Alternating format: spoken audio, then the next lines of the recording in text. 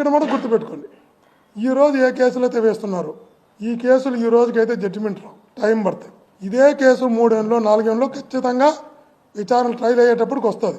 వాస్తవాలు కోర్టుకి తెలుస్తాయి, నిజాలు కోర్టుకి తెలుస్తాయి. రేపు గుర్తుపెట్టుకోండి, ఇదే కేసులో నేను ఈరోజు జైలుకి పోవడానికి తప్పుడు కేసులు మీరు పెడితే, జైలుకి పంపడానికి మీరు సిద్ధపడితే, జైలుకి పంపాలనుకుంటే, భాస్కర్ రెడ్డి నీకు టార్గెట్ కావాలనుకుంటే నేను మీ అందరి సమక్షంలో చెప్తున్నాను, నన్ను ఎతకవలసిన అవసరం ఎవరికి లేదు. నా ఫోన్ ఆపు చేయను, నేను ఎక్కడికి వెళ్ళను. తిరుపతి నుంచి రావడానికి 5-6 గంటలు మీకు టైం పడుతున్నాను అరెస్ట్ చేయడానికంటే, రేపు ఉదయాన్నే వచ్చి మీ సిట్ ఆఫీస్ ముందర ఒక రూమ్ తీసుకొని ఆ రూమ్లోనే పనుకుంటా, అరెస్ట్ చేసుకోండి. నా భార్య పిల్లలకు కూడా చెప్పా, మా అమ్మకు కూడా చెప్పా. చంద్రబాబు వచ్చాడు, అప్పుడు జైలుకి పంపాడు, మళ్ళా చంద్రబాబు వచ్చాడు, మళ్ళా జైలుకి పంపుతున్నాడు. ఓకే, దేవుడు ఉన్నాడు నా పక్క, న్యాయం ఉంది నా పక్క, నేను సిద్ధంగా ఉన్నా చెప్తే వాళ్ళు కూడా చెప్పారు, దేవుడు మన వెనకాల ఉన్నంతకాలం ఇవేమి నిలవు, నువ్వు ధైర్యంగా వెళ్ళరా, కావాలంటే ఇబ్బంది లేదు. మా అమ్మ కూడా చెప్పింది, భయపడాల్సిన మా అమ్మ కూడా. నేనే చెప్తాను, నేను ఎప్పుడో రాజకీయాల నుంచి వచ్చా, విద్యార్థి నుంచి, విద్యార్థి నాయకుల నుంచి వచ్చా. మీరు కేసులు పెట్టి ఇబ్బంది పెట్టాలనుకుంటే ఏదో అయిపోతుందని భయపడమన్నాం కాదు. కానీ గుర్తుపెట్టుకోండి, ఇదే కేసుల్లో మీరు జైలుకి పోకుండా చూసుకోండి. మీరు భవిష్యత్తులో జైలుకి పోకుండా చూసుకోండి. ఇదే కేసుల్లో, ఇదే తప్పుడు కేసుల్లో ఈరోజు అదే కానిస్టేబుల్ ఈరోజు మాట్లాడలేకపోవచ్చు, ఈరోజు బయటికి రాలేకపోవచ్చు.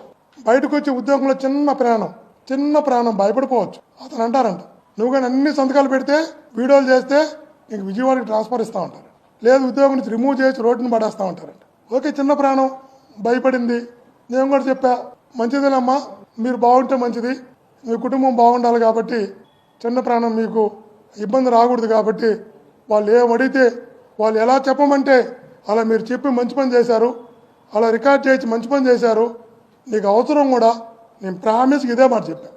వాళ్ళు అడిగిన ప్రతి ఒక్కటి తప్పుడు కేసులు, తప్పుడు స్టేట్మెంట్లు, తప్పుడు రికార్డులు, వాళ్ళు ఏమి చేయమంటే చేసి మంచి పని చేశారు.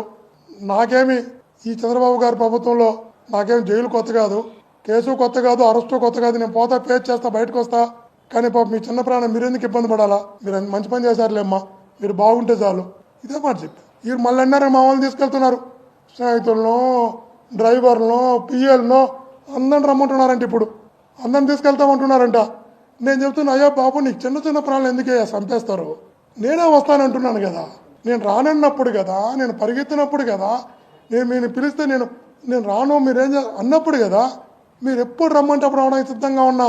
చిన్న ప్రాణాలంతా మానసికంగా చంపేసి ఎందుకయ్యా పాపాలు మూట కట్టుకుంటారు, ఎందుకయ్యా మీకు ఆ పాపాలు మూట కట్టుకుంటారు? ఈరోజు నీ చేతిలో అధికారం ఉండొచ్చు, పైనుంచి ఒత్తిడి ఉండొచ్చు, అధికారం ఉందనో పైనుంచి ఒత్తిడి ఉందనో ఎవరినో సంతృప్తి పరచాలనో చిన్న ప్రాణాలని చంపేయకండి అయ్యా, నేనే రెడీగా ఉన్నాను కదా.